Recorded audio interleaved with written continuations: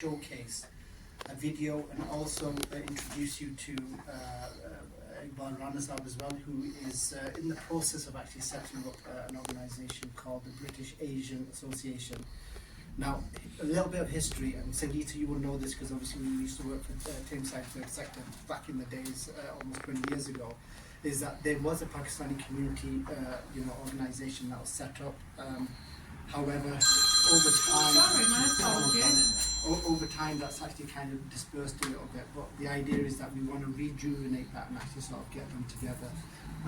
The idea behind this particular project is around once again about South Asian culture and history, the rich and diverse culture that we actually have in Tameside now, and how we can actually showcase that not just to the community but to children, young people across the schools and colleges that we have here as well.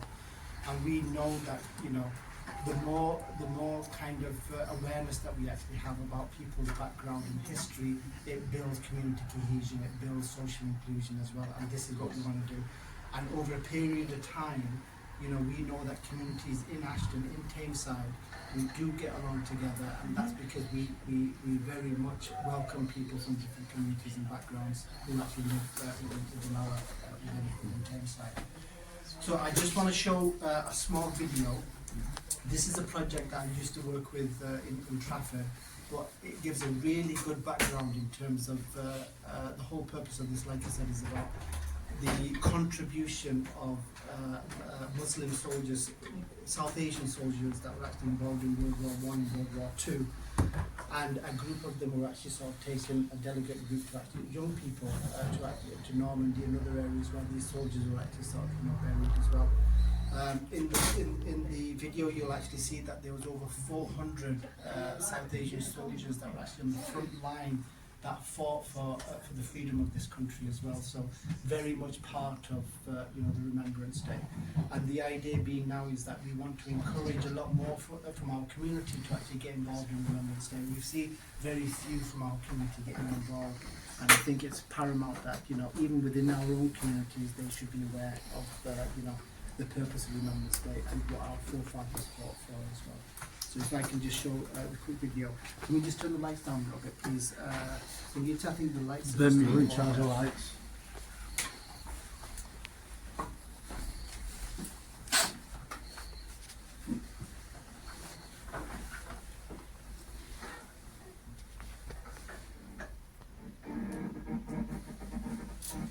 It was November the 11th, 2012. I watched the full video of Remembrance Sunday on television as I do most years.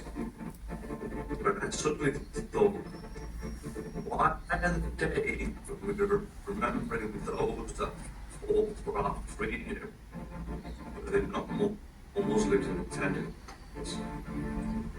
The lack of Muslim honouring the war did mystify me.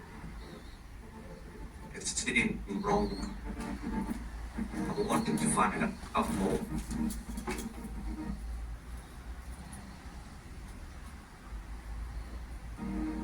Surely we have a duty to raise awareness of the vital role that Muslims played in these two major points in history.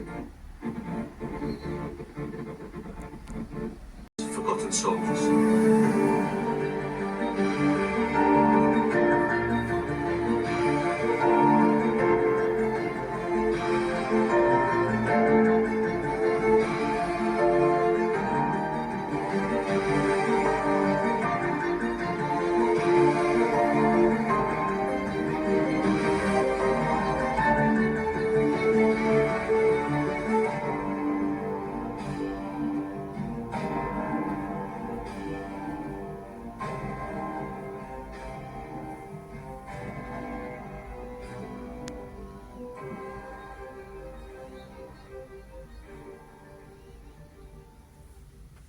The vital role that Muslims as soldiers played in the British war effort, especially during the World Wars, is an important aspect of history that can be easily forgotten.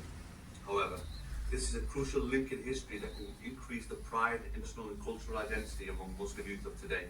All the time in the media, all we hear at this moment in time is negativity, anger, oppression, and especially around Islam. So this project will look to kind of take away that negative narrative and focus a lot on the positive thing that Muslims did in the war. We as young Muslims especially should know what role we played in making, like I said, what Britain is today, because we get, being in this country with Islam, with the media showing Islam, the image that they want to show. And Muslims, we should know that, the people should know that we also help making what this country is today. Due to ignorance on both sides, we have narrow-minded views or ill-informed views, is a word to use. So to remove those ill-informed views, we need to. Is that it's really important that children and young people within our schools actually become aware of history behind World War One and World War Two, and why how the South Asian soldiers were actually sort of catered for during that time, and how they worked together as one community to fight against oppression and actually sort of free Britain from the shackles of at that time during World War One and World War Two.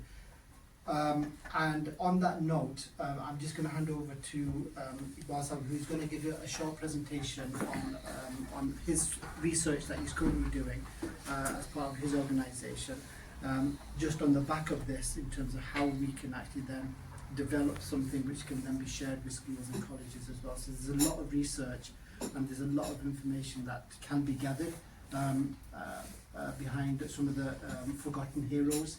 And I'll just pass over to Iqbal Sahib to actually sort of continue from here. Thanks. So okay, we got there.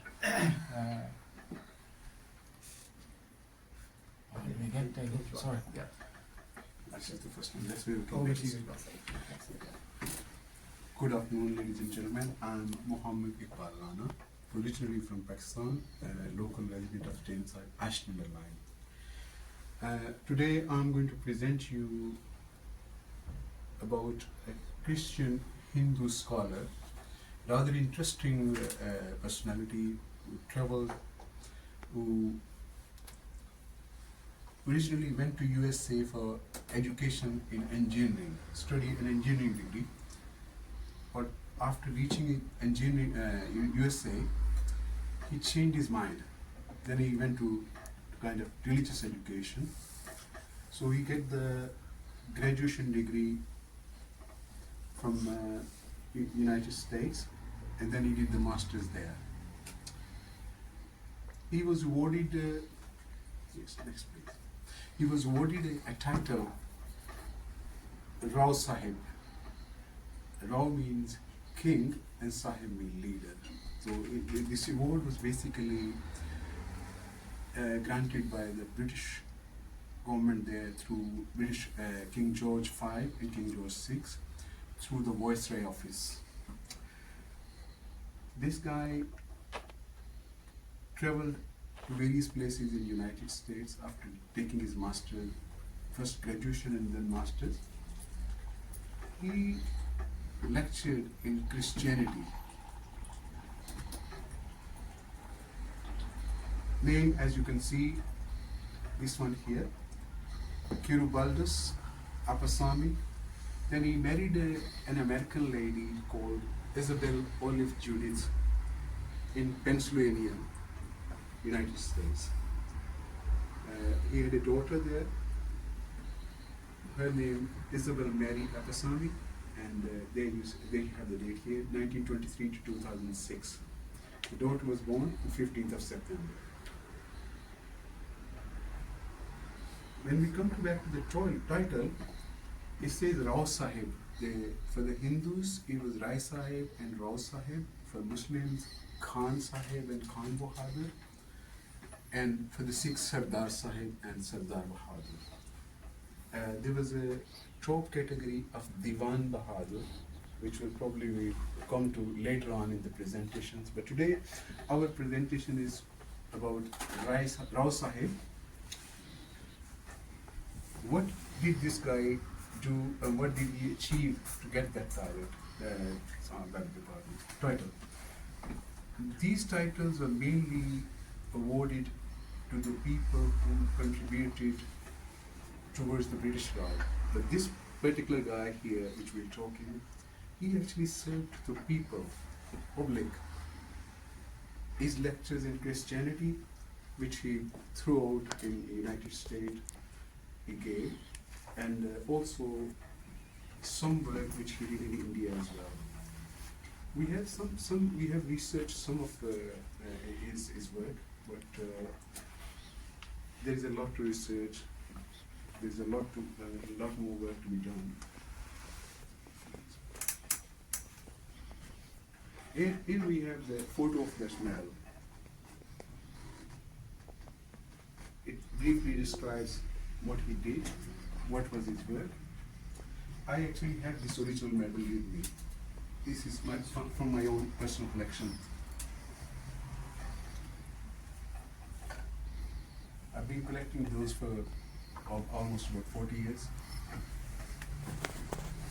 Here we have his two books which he wrote, The Mysticism of Plotinus, 1925, and the second book, Gandhi and Passive Resistance, 1927.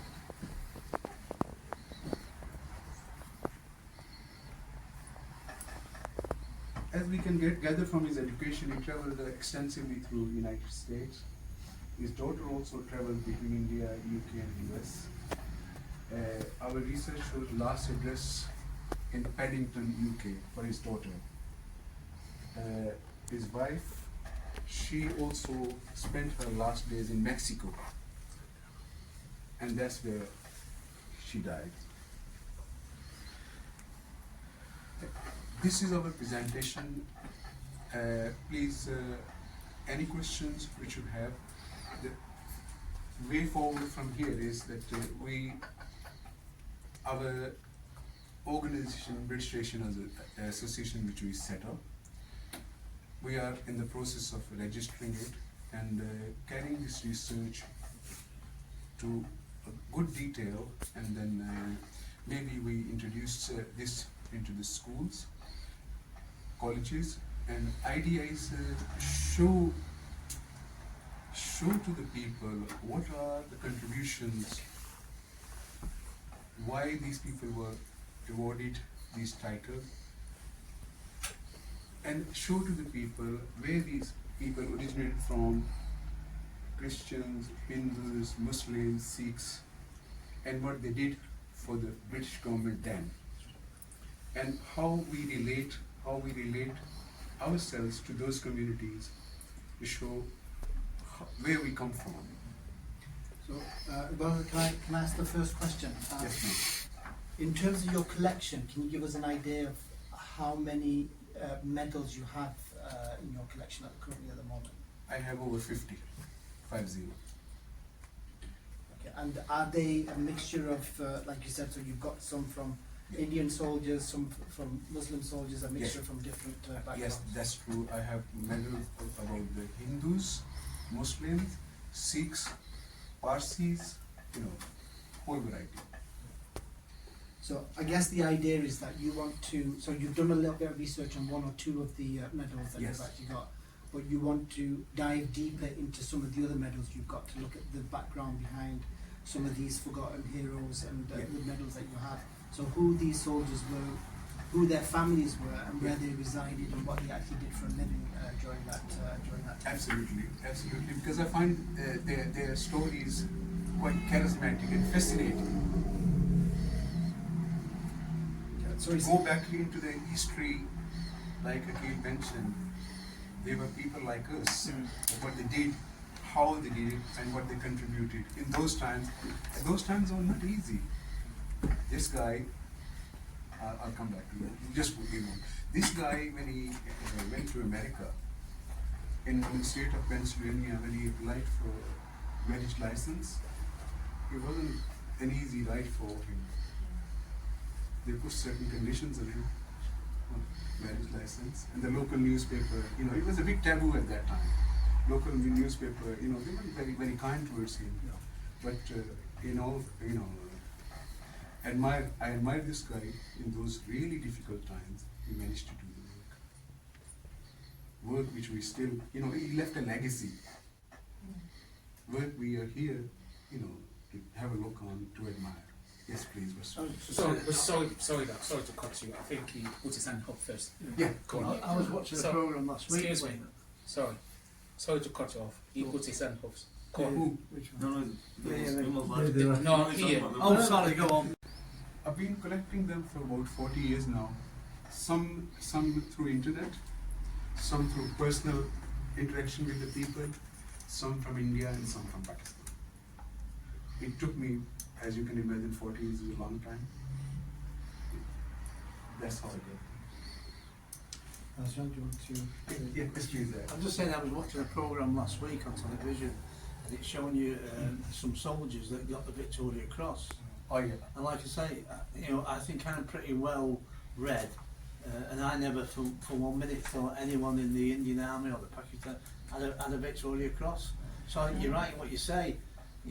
If I don't know at my age, what chance has school kids got? No. Yeah. I agree. And I think to myself, like, if you portray the American Army, Yeah. if they were black soldiers, they were in the burial brigade. They had the bum jobs. But when you sort of like go into the books of history, no, there was some of those people that really fought and earned medals. Yeah. And I think the problem we've got, like you say, I think is a great thing you're doing. So Ryan, can I just, on the back of Councillor's question, I just want to ask, would there be an opportunity to actually sort of do some research from our local community in terms of interviewing, the local residents here, because they would actually have had some family members who have actually would have fought in the First World War, in the Second World War, or in the Burma War that actually sort of took place. We know some family members have actually done that. So that would be good to actually bring that kind of to a live, kind of an oral history project, something that can be gone down in history for Tameside, just to show that kind of research. It's never been done before, and I think this would be a really good project. Definitely, there will be. Like I gave the example of daughter of this guy who was involved in asylum, and in my research, when I found out the daughter actually lived in Paddington, London, then she travelled from there between India, UK, and US. About this particular matter, this guy, South India, and who knows, there might be surprise from the Indian community here. Who knows, someone might turn up from his family, extended family. Who knows? And wouldn't that be charismatic, surprising for the family itself? There is a medal about our ancestors. Yes, please. Yeah, my question was related to your kind of Yes, you are partly kind of answered, but in terms of the 50 medals that you have, Yeah. what steps are you taking to reunite those medals with the families, and or is there any intention to reunite and with the family, and or something like I was recently in South Asian Gallery. Yeah. And I'm not sure whether you guys have been to that South Asian Gallery in Manchester Museum. It's an amazing gallery, and I was wondering whether we did have some conversations where somebody went to Pakistan very recently, and they bought the World War uniform back. They discovered that the belt they were wearing, and they got it from somebody's attic basically. So I think this sort of medal may have a lot of value in terms of and having that place in a prestigious locations like South Asian Gallery. Yeah, in answer to your question, yes. First of all, we are going to do full research, find most of the aspects of the medal recipients. Because you can well imagine there's 50 medals with 50 histories. 50 stories, and yes, there will be a potential after the research if we manage to find the connections from the Tameside or from Manchester or anywhere. There will be chance of reunion with the rightful owners, family of the recipient. Eventually. So you're only at the start of this journey, aren't you, in terms of actually sort of Pretty setting up much. the organisation? Pretty yeah. much. So you've done some kind of research into some of the methods that you have, but there's a lot more. You need I've to do. managed to just tap into it slightly. You know, when I went through this research, I was really surprised. You know, because some of the researchers where I took help, you know, they managed to find out even the seat number of the ship. Seek example here, how they were boarded. Sugit, Yes, please. I think it's an incredible piece of work that you're doing. Thank you. What actually inspired you, or how did you initiate doing this work? I particularly like the aspects how it connects to the British and how we're trying to get that to the forefront so people understand that bit of history and heritage. I came to how it was. I was a medal collector. Long time ago, when I saw first of these medals, and as you can see yourself, at the back of these medals, there is a name there. You might have noticed there is a name there of the recipient. These medals are original medals received by this person. There is no copy. It's the same medal which was awarded to that person. That's So very valuable, really. the reason why I came about this, when I looked at these titles, date and titles, I wondered, who was this guy? Who was this guy? Where he came from? What he did? And that inspired me. And after getting some research done, and I kept on thinking, there is more, there is more. With this particular guy, I managed to find some information. Obviously, today's presentation, I didn't want to make it too boring for you. Yeah. The presentation was never lively. but I think Iqbal, what you have here, I think Thames Times actually got a really valuable asset in terms of some of the medals that you've actually got. And you know, good on you for actually sort of, you know, Thank over you. the last 40 years actually putting on, you know, collecting this, because you've got a lot of history here that we can actually share with our Thank you. community on the Definitely. website. Yes, please. Is your research impacted by a lack of documentation of the role of Asian soldiers in the wars? Yes. Does that make it a lot more difficult for you? It does make it difficult, you know. All these medals, you know, they were documented, most of them anyway.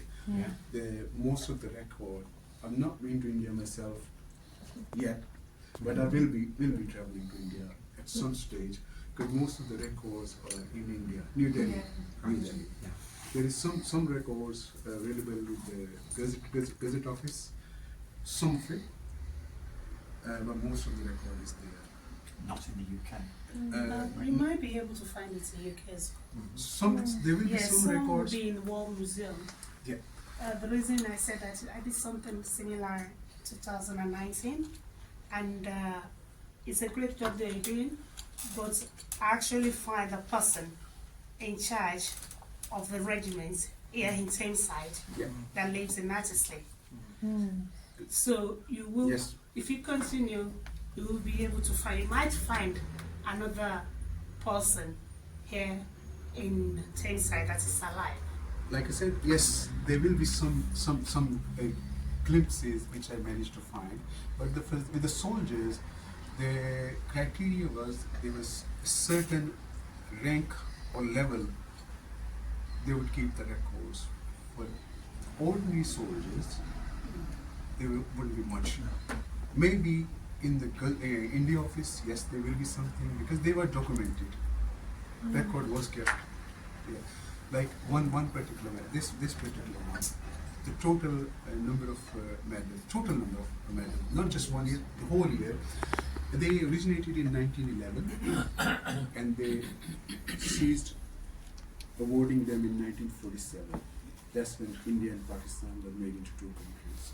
So between those, every medal which was given, there was a certificate with this medal. I don't have the certificate at the moment, because obviously, as you can imagine, this medal was awarded in South India somewhere.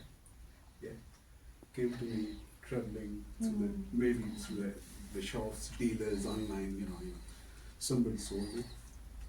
A copy of the certificate might be in the War Museum archive. Yeah. You Yeah, definitely they will, find it there. for the soldiers, yes, I agree. For these civilian persons, you know, I imagine most of the research will be in India. I intend to travel there one day. I think these medals are a powerful for your project. It'll be very powerful for the school children It will be. because they can see and handle them in the packets. The actual and medal, look yeah. on the back and see the man's name. Man's name, yes. And it does make it real then. Yeah. And I just wondered if the South Asian Muslims, are they represented on Remembrance Day? Is there a wreath for Yes, yes. specifically? Yes, Yeah. they Do we are. do that in Tameside? I don't think we do You don't it. think so? No, there wasn't. I just wondered if, Yeah. if perhaps a school Something child to who's consider in the future. if definitely. could have like a future on where a school child could perhaps go up with a South Asian Yes. Yeah. wreath. Yeah. Oh, yeah. Then we remember the Muslim Yes, soldiers yeah. a Oh, little yeah, bit definitely. more. You know, I do know a little bit myself because I've read up about it, but a Very lot good. of people do not know, do they? Very good You know. suggestion, guys. Yeah. And I One think of these them- are very powerful, very. One of the Yeah. medals which you have is one guy comes from the army, senior rank. About him, there will be some research available in UK. Yeah. Yeah. But there's a huge variety here. Civilian, army, some people who are in doctors, surgeons. Yeah. And I like the fact that it's not just a research project that's actually looking into the career of that individual, but what you're doing is looking into the individual characteristic of that, who that person was. Who was? What was his A persona? husband, you know, a father. So to me, you get a name, Yeah. and you want to find out more, But bring it don't to you? life, You exactly. know, you look at the name and you think, oh my goodness, Yeah. I'd like to know more about him, or you know, what did he do? What So, was? well, so you if know. I can actually ask them, so what is the next steps for you then, as from British Asian Association? What's your next step? What is it that you want to find? Next step is going to be we are finalizing the registration and everything. We are going to carry on the research, and we intend to start from the schools, colleges, local gatherings. Luckily we have the West African Center. We have a good platform, and we also want to display these medals to various places.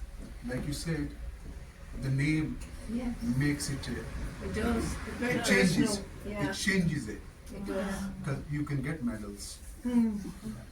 By You can medals. just look at them, can't you? But if you see someone's name on the Yeah. back, You can get World War I and World War Yeah. II medals. They used to issue some medals, unnamed, Hmm. unnamed. Oh. But when there is a name there, Yeah, it changes the whole it context. does. Yes. It does. And that's when you want to know who was this guy. But also, so if I can ask a follow-up question on that then. So we've Yes, got please. quite a few councillors here today. So let's fast forward to November 11th, 2004. Yeah. You've got some research together. What can the councillors do here today to support your project to get that message out into the communities? Now, first of all, I thanks them for today's attendance. This is also part of the support. Once they are here, they are with us, and I'm sure they will be with us in my journey. We are going to bring, when we bring the full history, full story of even just one guy, Yeah. I'm sure it will be worth watching. It will be something will go into the history, something which is not been before. Because like we talked, or like we see the video before, soldiers. Yes, I do have soldiers medals as well, and we'll come to that as well. And choosing this guy today, he ticked so many boxes. This guy, religion-wise, origin-wise, Hindu, Christian, philosopher, writer, preacher, so many things. And he did his work in the times when it was very hard to work. Very hard. I only saw the glimpses of it, and I'm sure when we uncover all the aspects of his life, there will be some more surprise. It must have been a struggle for him. Very much, Yeah. very Yeah. much. But then, all fairness to this guy, I really admire his life story. Even in those hostile time in America, on the day of his marriage, he wore a white turban. He wore a white turban to show his tradition. So I think that would be really good if we can actually have a look at some, because some of the soldiers would actually had their own uniform, like you actually sort of mentioned as well. So it would be really good through your research if we can bring some of that, because I know, you know, the Sikh soldiers would have had their turbans and how they actually sort of used to wear it. I think it's mentioned in the video as well. So any kind of research, you know, if you can actually get, you know, your hands on maybe some of their uniforms, that would be a really good addition to some of the artifacts that you actually already have. Definitely. Also, if we can have it in schools, they taught the children in school, I believe it might reduce its crime. Yeah. Once they are aware of what has done in the past, the Muslims, the Hindus have done for the sovereignty of Great Britain, it may reduce its crime. It might be something that can be added on to the curriculum, you know. So, for example, October we actually have Black History Month. November we actually have Islamophobia. We're going, you know, we're in this period now, and I think it's just at the right time a project like this is actually sort of begun. So if we can actually have some influence within local schools to actually add this as part of their Remembrance Day, where they actually include, you know, information about World War I, World War II, and how these soldiers were. Absolutely. Events that we celebrate, like Black History Month. So to me, it must be something you have to reflect to what happened. You know, to reflect to how this contribution from these people and to inspire you know, the new generation to understand more better what happened in the past and how we can use that to, like Josie just mentioned, to bring this community together and get rid of all this hate. Sure. Because the thing is, if people don't see the value, that's what bring the hate. Yeah. So if we raise the value so that they can be able to be more proud, you know, like I see on the video, someone was saying that he doesn't feel British. Yeah. The reason why he's not feeling British is because he doesn't understand his own value in the societies. And the councillor just mentioned as well, he doesn't know himself. Yeah. It's I not mean, very even myself growing up, you know, can we just stand and actually sort of just give one 2 minute silence for the people that remember those that have fallen during World War I and World War II, please.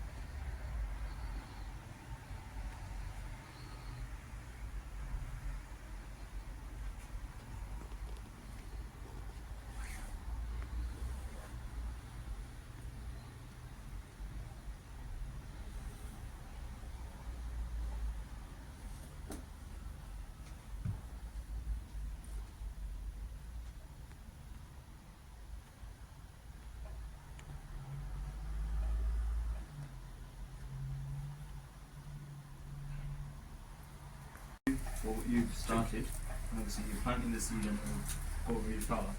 Like everyone else was saying, being born and bred in Ashton, going to primary school, high school and college, we've always wore the poppy during 2 minute silence. Like Maddie said in the video, never sort of felt that true aspect of being British. Yeah. I think what you started going forward, I think that will really, really help. And it will definitely help reduce Islamophobia, and it will increase the love and the importance that Remembrance Sunday holds and Remembrance Weekends holds within the South Asian community. So just a big thank you. Yeah. Thank you. I agree with your point. Mr. Apasani, when he originally set off from India, idea was his father who owned 22 banks at that time, very wealthy man. And the father, when he sent him abroad, he sent him to study engineering for an engineering degree, and then come back, take big engineering projects. You know, I want to know what made him change his mind when he reached USA. He could have taken a very easy lifestyle, like maybe most of us would. What made him change his mind? You know, lectures, then even getting married to an American lady, face all those hostilities. At one stage, you know, he had to struggle a lot just to get the marriage license. Councillor David McNally for St Peter's Ward, Ashton-Under-Lyne. What a great occasion today is to learn about the South Asian Indian soldiers and Pakistani soldiers. Really enlightening, and I thought that the chap who's doing the thing is very, very well to be commended, and we should all look in the world, and any help I can assist, I certainly will do so. Myself from the Ashton-Under-Lyne Ward, also Assistant Executive Member for Culture, Heritage and Digital Inclusion. Today's been a really great insight into the African Centre. We've had a presentation about the history of some of the people in the war that fought in the First World War and won some medals. It's been a fantastic presentation. Thank you. Hello, I'm Joyce Bowerman, Councillor for St Peter's Ward in Tameside. And we're here today to listen to Mohammed tell us the story about the South Asian soldiers who fought in the First and the Second World War. It was a very powerful story, and Mohammed's working really hard to find out more information, and we want to go into our local schools, colleges, to explain what happened in the First World War and how the South Asian people, men and women, fought in the First and Second World War. So it's a really excellent piece we have today from Mohammed, and it really taught us just exactly how many soldiers did take part from Southeast Asia in the last two wars, great wars.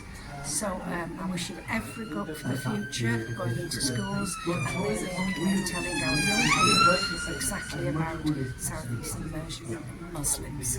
Thank you. So my name is Adal Rasool, and I'm a community activist here, and I'm the youth officer for Ashton-Under-Lyne Labour Party and the deputy chair for St Peter's Ward. So it's an absolute honour and an absolute pleasure to be here today at the African Heritage Centre in Ashton, and I would like to thank respected Uncle Muhammad Iqbal Rana Sahib, Brother Hakil, Brother Alade and Uncle Nazakat and the rest of the team for organising this small event. Today they have planted a seed which will grow, and we will benefit from the fruits in the near future. What Uncle Iqbal has done is he has collected a range of medals, and he is collecting the rich history of the Muslims and the Hindus and the Sikhs, so the South Asian communities, and the role they played in the war, in the World War I and World War II. And as a British-born Ashton resident who went to primary school, high school and college, who has been participating in remembrance events every year, participating in parades, commemorating the 2-minute silence, but I've never felt British in that way. And what Uncle Iqbal Rana has done is truly opened the eyes for many. I did not know anything about this before, so I would like to thank Uncle Iqbal Rana for bringing this to the table and raising awareness, and I think this will be a fantastic initiative which will reduce Islamophobia, reduce hate and improve unity and love within the South Asian communities. So thank you very much. Hello, my name is Dave Howarth and I'm a councillor for Walsall in Ashton. I'm extremely grateful to be invited here today to learn about a period of history and the role of Asians in that period of history, which I didn't know about. And I do feel that it's important that their role should be publicised going forward and brought into the schools and into the colleges so that people actually fully understand what happened during that time, and the fact that Muslims, Hindus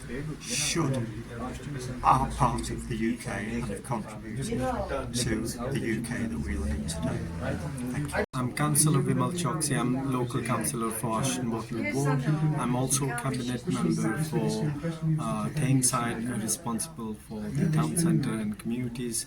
I was overwhelmed to hear today's presentation, hearing about the sacrifices made by the Muslim soldiers in World War I and World War II, and I was extremely,